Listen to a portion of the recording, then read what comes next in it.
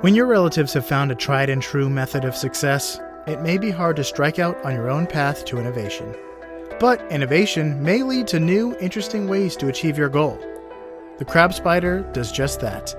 They put on a colorful coat and venture off the beaten web. But this little arachnid faces challenges and vulnerabilities that her spider kin never encountered. But such is the nature of nature. The nature of life, death, and taxonomy.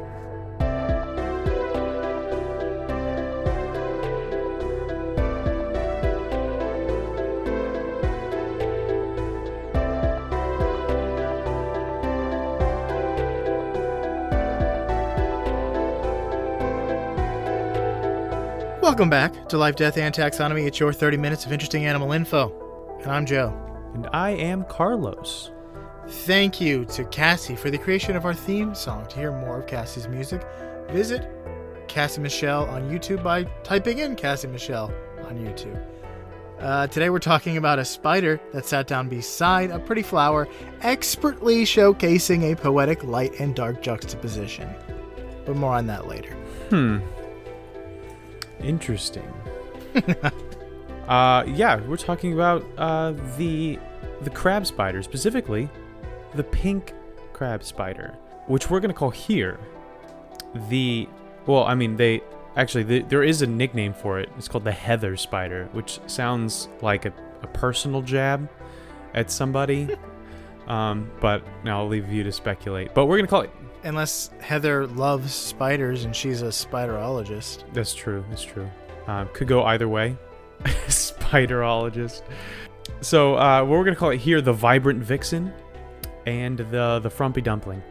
I don't know why it deserves that. I don't know why it either, but I really wanted to say it, so I did. Are there pink dumplings? No, we'll talk about it in a bit. Okay. The dumpling part. Up until starting to research for this, I thought that when you said, let's do the crab spider, I immediately thought of these spiders that we have in South Florida. They have these really wide, I mean they're small, but comparatively these wide white abdomens with these red horns coming out. You see them all over the place down there. And they make very, very large webs very quickly. Yeah, for such a tiny spider, yeah. And it looks less like a spider. I mean, it just looked. It's what I would describe as a crab spider, but that's called a spiny orb weaver and is not a crab spider at all. That makes sense. Orb weavers means webs, and webs mean no bugs get left behind or forgotten. Have that joke 2 episodes in a row. So let's taxonomize this dumpling. The kingdom. You know it, you love it, you're in it. It's that kingdom we all just are citizens of. It's Animalia. The phylum is Arthropoda, not Anthropoda. I almost said that again. I think I've made that mistake before. It's Arthropoda. I've made that mistake before. Like a couple times. Human foot. The subphylum is Chelicerata, which every time we do a spider, I get to say one of my favorite words ever. It just sounds... I mean, we've said it before. Say it again. It sounds like just a very friendly greeting in like a Western European romance language, and that Julie Andrews would sing an entire song about it in a 60s musical. How many Western European romance languages are there? I can think just French? I can think of 4: Italian, Spanish, Portuguese, and French. I guess I wasn't thinking of Italy as Western. That's Western Europe. I guess it is, yeah. Basically, it's not a stand, so it's Western. Anything on the other side of the Iron Curtain was Western Europe. On the other side of Berlin. So yeah, subphylum is Chelicerata. The class is Arachnida. The order is Araniae. The infraorder is Araniomorphae. And the family is Thomasidae. Good for you, Thomas. I wonder if never go against the family. Nothing. What were you gonna say? Is that a Godfather reference? A little bit. I wonder if Thomas and Heather knew each other. I hope so. All right, I'm going to name the whole family of spiders after me, but I guess you can have the nickname of the spider, Heather. Genus is Thomisus, so he even went as far as to name the genus after himself. And the species is Onustus. So Thomisus Onustus. Pretty cool. I guess. I like that name. Sounds like a person. Thomisus Onustus? Onustus? Yeah, it sounds like a Greek person. A biblical Greek person. Yeah, someone named after doubting Thomas himself. But now it's time for my favorite part of the show, which I've had to be a little bit creative with over the episodes, and I'll have to do that again this time. But that doesn't mean it's any less my favorite. And that part of the show is critter groups. Part of the show where I ask you, Joe, a question. That question is the same every time. What is the name of a group of this animal? What is the term of venery? Or what is the collective noun? All the same. We have done spiders in the past. I think we've actually done spiders twice since the introduction of critter groups. So I'm counting on your memory not being that great, and I'm gonna. So let's. Hence these choices for you. If you saw a group of spiders, would you call them A, a scatter of spiders, B, a clutter of spiders, C, a skitter of spiders, or D, a clatter of spiders? So it's either scatter, clutter, skitter, or clatter. And in doing this, I hope that you have effectively forgotten what the answer was. A skitter is very, very, very good for me. I mean, they just do that. I always find myself in this trap. Do I go with the thing that really, really makes sense? Or do I go with the typical term of venery thing, which is to go for the weird, not making sense thing? It could really go either way. But I think it's a clutter. No. Say them again.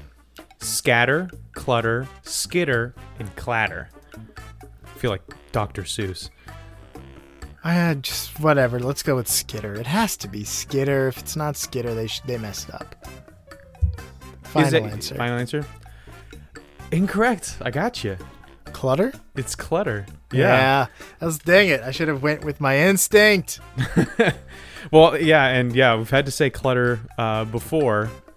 So finally came up against okay, what do I do? You really helped yourself by making them all very similar words. Yeah. This was it on absolute hard mode. This is on Halo's legendary mode. This is like I was the victim of a crime, and then all of the people were lined up, and I'm behind the glass, and they all look really similar. So it's like they're all wearing hoodies and snapback hats and glasses and you're like, well, they're all the perpetrators here. It's like all the usual suspects were twins.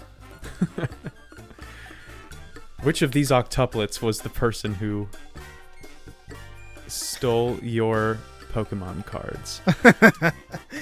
Is that what you've got for that? Yeah, so let's talk about the range. We have to find out where this guy lives.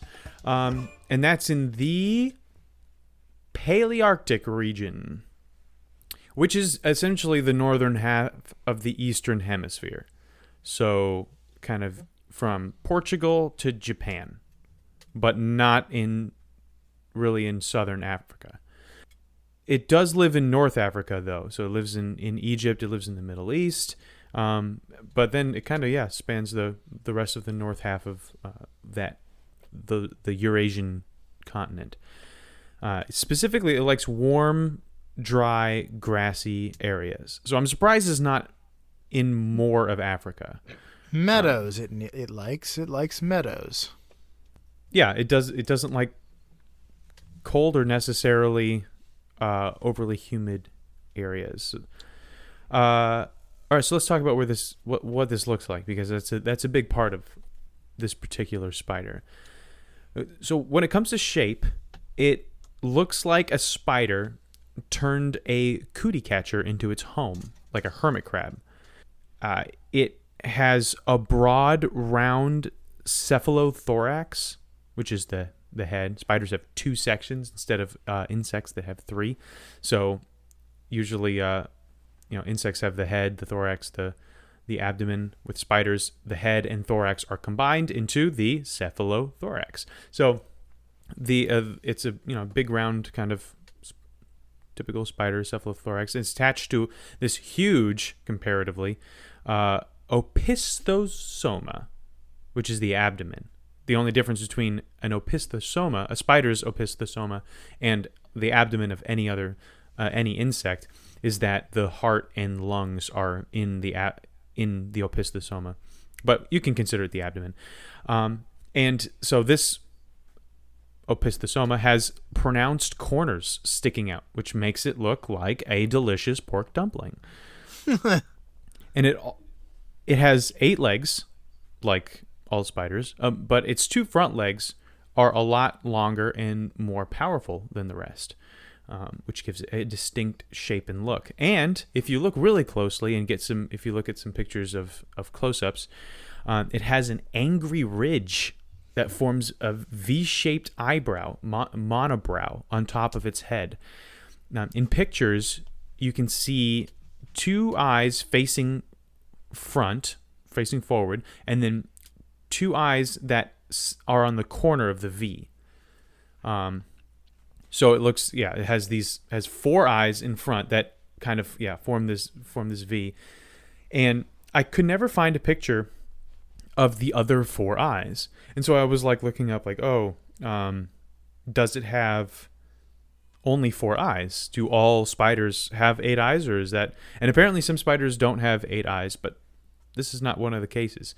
It has 8 eyes. The other 4 are on the other side of this pronounced V-shaped eyebrow ridge.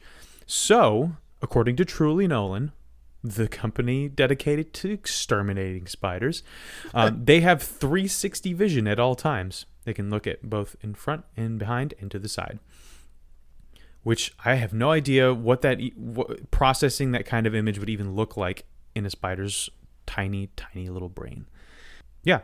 So I guess it's really using those 8 eyes to the best use possible, because all other spiders have all of their eyes facing forward or maybe a little bit to the side. But if you have 8 eyes, might as well get the full picture, right? Yeah. But spiders' eyes are incredibly complicated, and some of them do very specific tasks to all work together to form the picture that the spider sees. So, I think we've talked about that in other spider episodes. I guess there's only one more question to ask. What is it like to eat? So, no, let's talk about how big it is. Oh yeah. How big is a spider? Welcome to the Beloved Measure Up segment, the official listener's favorite part of the show, the part of the show that's when we present the animal size and dimensions in relatable terms through a quiz that's fun for the whole family. It's also part of the show that's introduced by you when you send an audio of yourself singing, or chittering the words measure up into ldtaxonomy@gmail.com. We have a very, very special measure up intro this week. Would you like to tell us about? Because you sent it to me. I do happen to know about this one. So this is, you'll be hearing the voice of my son, Mason. And mostly you'll be hearing the voice of my wife trying to coax just sounds out of him. He's 7 weeks old. He's just now starting to do things other than cry, grunt, and fart. So now he's starting to actually make adorable baby sounds, and we're eating it up, we're gobbling it up. It's great. I love it. So let's tune in. let's tune into him trying to say measure up. Let's listen to some of his earliest baby sounds. Without further ado, the listener's favorite part of the show.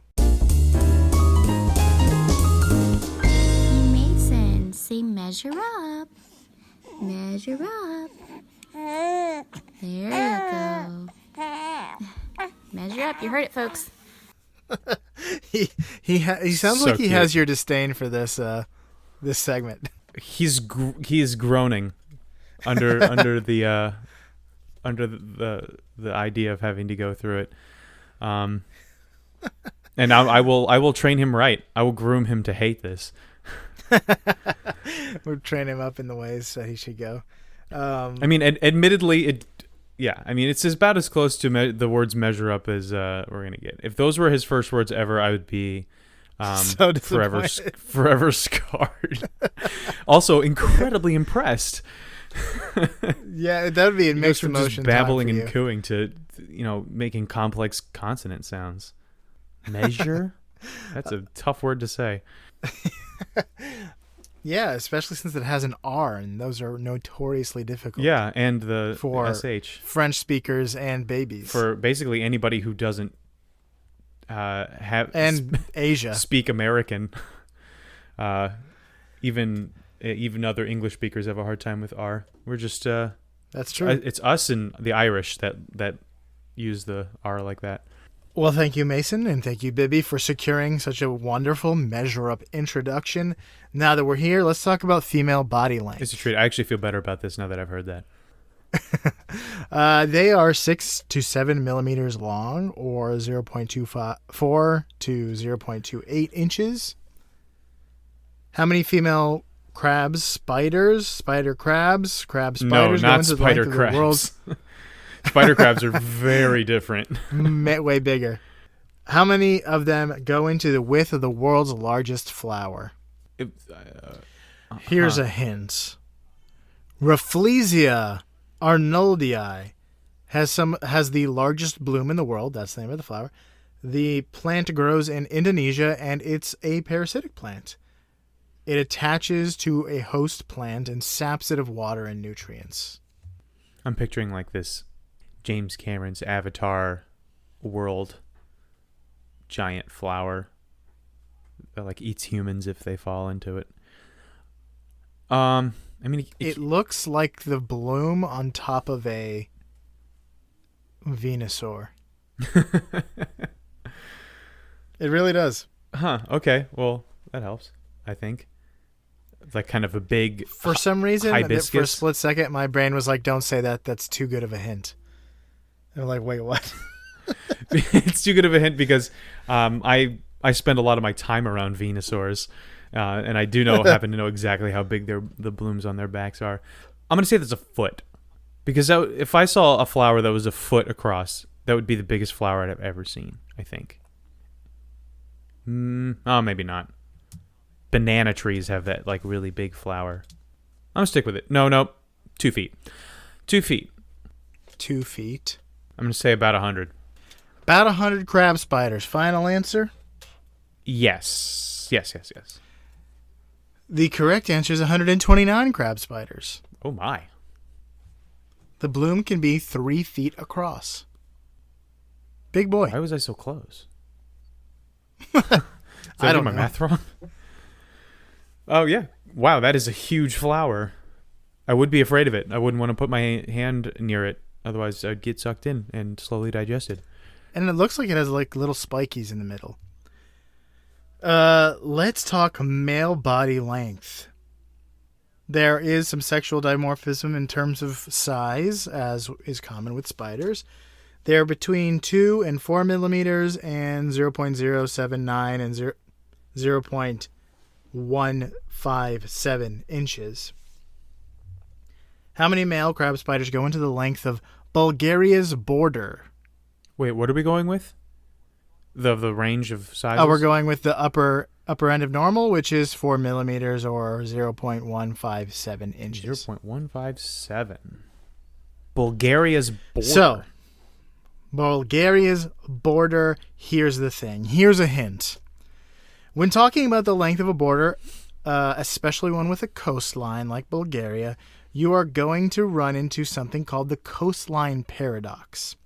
So, for instance, several organizations measured the length of the United States coastline and came up with several wildly different answers. That's because a coastline is never actually straight. The closer you zoom in, like on a map, the curvier each section becomes. So if you measure a coastline in miles, it will be a lot shorter than if you measure it in inches. The coastline paradox means that coastline's length depend Depends on the length of the unit you measure it with. That's not possible. So here's why.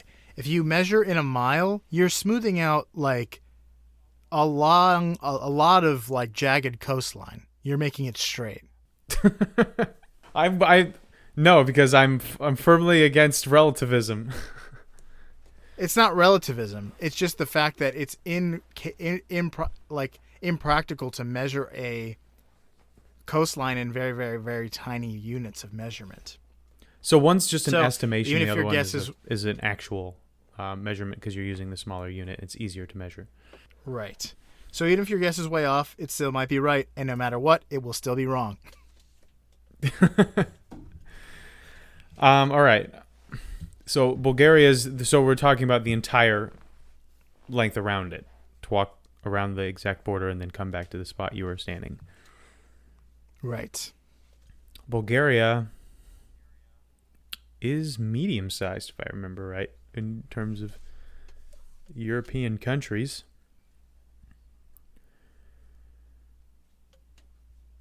I have no idea. I have no clue. Well, I'll say, all the way around, 3,000 miles. Nope, that's not right at all. I'm going to say 1,000 miles. Have you ever heard of fractals? Yeah. Like snowflake fractals? Yeah, like non-linear equations. Yeah, Chaos so theory? It has something to do with fractals. It's like a math thing. It's one of those things where math is like, you know? It's chaos theory. It's what Jeff Goldblum majors in Jurassic Park. So there's a measuring a snowflake is a thing in fractal mathematics, where the closer you get to the edge, to the surface, the smaller you go, like down to the atom. If you measure the amount of atoms, then it will be way longer than if you just measured it in like centimeters. That sounds like a theory because you can't see atoms. Exactly. Well, the principle is there. The smaller you go, the longer the thing will be in totality, because there's so many little jagged edges. Right. So the proper answer is whatever the smallest unit that you can measure. Yeah, that would be the most. So that is accurate. Yeah, it is the most accurate. It is not simultaneously one length and another length. It's like if you No, it's not. If you had but it's a big problem with measuring coastlines is the issue. So I say 1,000 miles. All right, my answer is there's 0.157 inches. So my answer is 33,630,573. The correct answer is 561 million. Oh, 250,000. I got the right number of digits. 6 digits. The coastline is about 2,245 kilometers or 1,395 miles. Well, that was pretty close. I mean, not great. It was. I mean, and it could be accurate for all we know. That's all I got for Measure Up. All right, so I got a couple fast facts, and you can hit us with a major fact. The crab spider loves to eat flower visiting insects like butterflies, bees, and even wasps, being able to take down prey that is much larger than itself with its very powerful legs. Making it look like a crab. I mean, it uses its legs like pincers to grab prey. So, you're like, hey, look, a crab. Oh, whoa, that's a spider. Crazy. And then the second fast fact is that females never show any aggression during or after mating, which normally would not be an interesting fact, but it is if you're a spider, because most spiders, the male does not end up in a very good position during or after mating. They're usually on the menu. So it's a tough break for those spiders, but a nice little pass for the crab spider. And that's all I got. Okay, let's talk about the major fact, which I am calling webless wonder. Ooh. So spiders are known for building webs and their web crafting ability, but many species of spiders don't build webs at all. However, they don't have these boys. The crab spider doesn't have the amazing jumping abilities that jumping spiders have, so hunting down prey isn't really a great option either. Instead, they like their web-building kin, they lie in wait for prey. But they don't trap them, they ambush them. So where's the best place to ambush a bug? Why, a flower, of course. But this method presents two problems. One, a flower is raised and fairly exposed to other predators that can eat a spider, like birds, and it's also visible to prey, right? It's like it's high up, and you're out there for the world to see. Prey's gonna be like, the second I'm not issue, landing on that flower. It looks like it's got a spider on it. Yeah, it's a spider flower. We don't do that. We don't do that in this house. No. The second issue is that flowers might attract some dangerous game, like bees and wasps. So, the crab spider solves the first problem through camouflage. Blending into a flower means donning some brilliant colors. Crab spiders come in bright yellow, stark white, and in the case of the pink crab spider, a pale pink. And then you mentioned to me that there are crab spiders that actually change color. Yeah, I was looking because I was trying to figure out the source of the color, and I don't know about this particular crab spider, but the Misumena vatia crab spider can change its color by secreting a yellow liquid that it pumps throughout its carapace. So it's usually white with kind of like red lines across it, and then it can, over the course of like 3 weeks, fill its body with this or its exoskeleton with this yellow dye essentially, and then be able to blend in with a bright yellow flower. And it takes about 6 days for it to decide after it decides to not be yellow anymore, to go back to being white by expelling the yellow liquid. That's a dangerous game as well. Because if you're like, let's get onto the grass, and you're just bright yellow for 6 days. Yeah, well, I guess the answer is never get on the grass. Always be on yellow.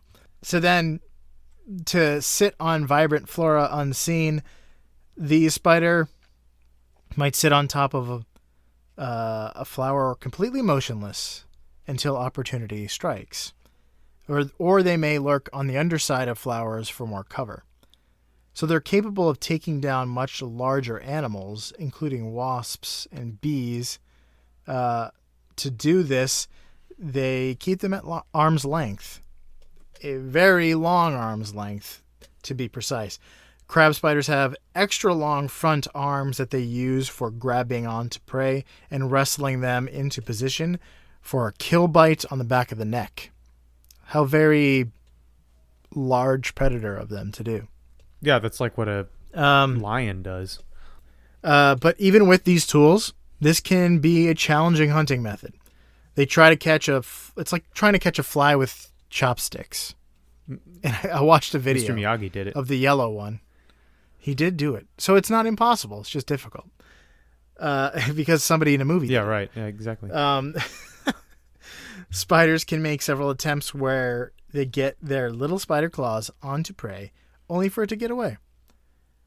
However, on a sunny day, on a bright flower, they have plenty of opportunities. I watched a video of a little yellow spider trying to catch bees and wasps and flies that were like buzzing around his flower, and he got a hold of them several different times, and they got away.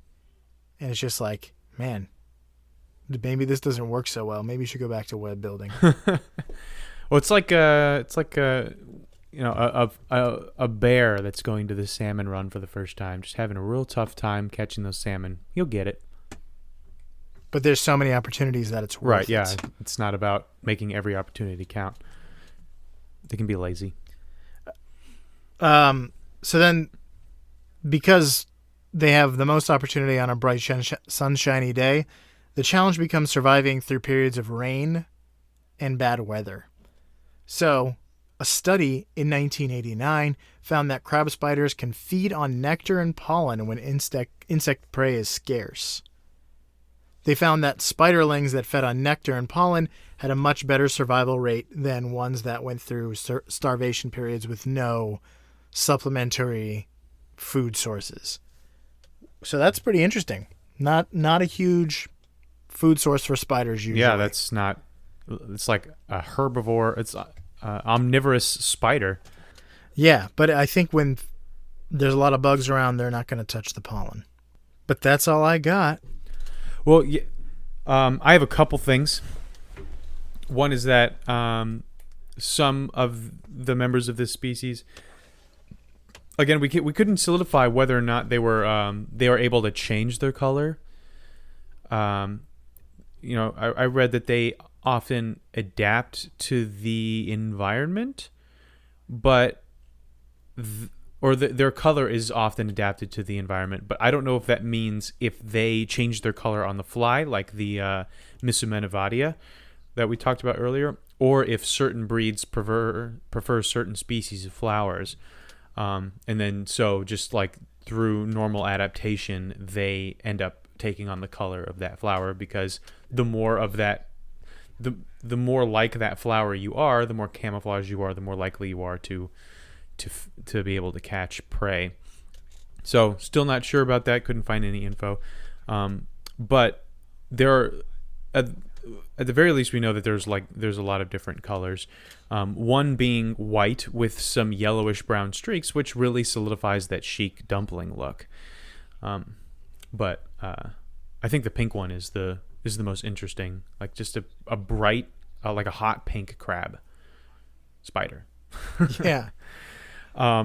This is one of those situations where I saw a picture and I had to make it work for an audio medium. Yeah, because it was just so brilliant looking. People had to know about it, but I couldn't. You can't show them a picture, so you got to find the facts. Then you go tell them to look at the picture.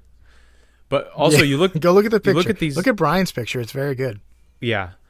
You also look at some of these photos of the spiders, and they are like the exact same color as the flower. They're not. It's not like, oh, this is yellow and this is just another shade of yellow. It's.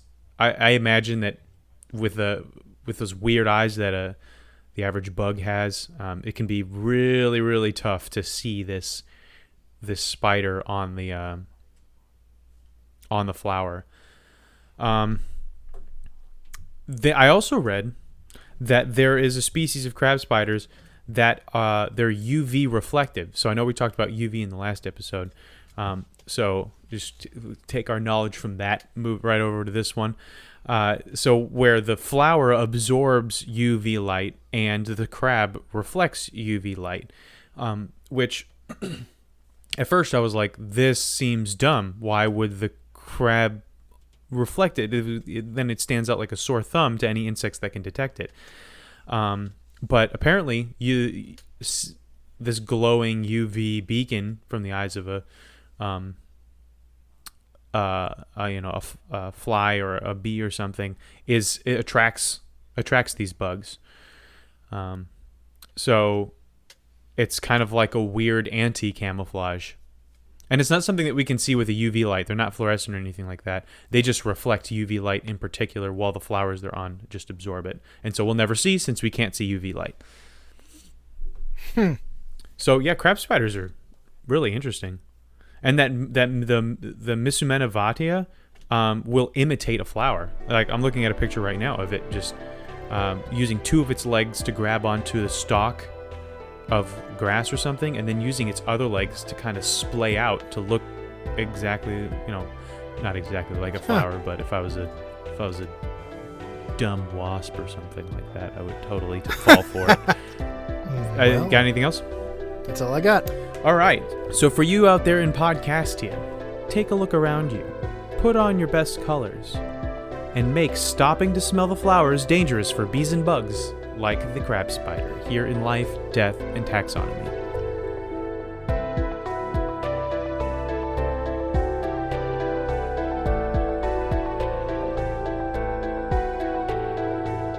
Hey LDT listeners, thanks for listening to the end of the episode. For your loyalty, you get a shameless self-promotion from us. If you haven't already, leaving a review on your favorite podcast app can really help us grow. But telling your podcast-loving friends about us is even better. Also, don't forget to send in your Measure Up intros and animal suggestions to ldtaxonomy@gmail.com. We love hearing from you. As always, thanks, most of all, for listening.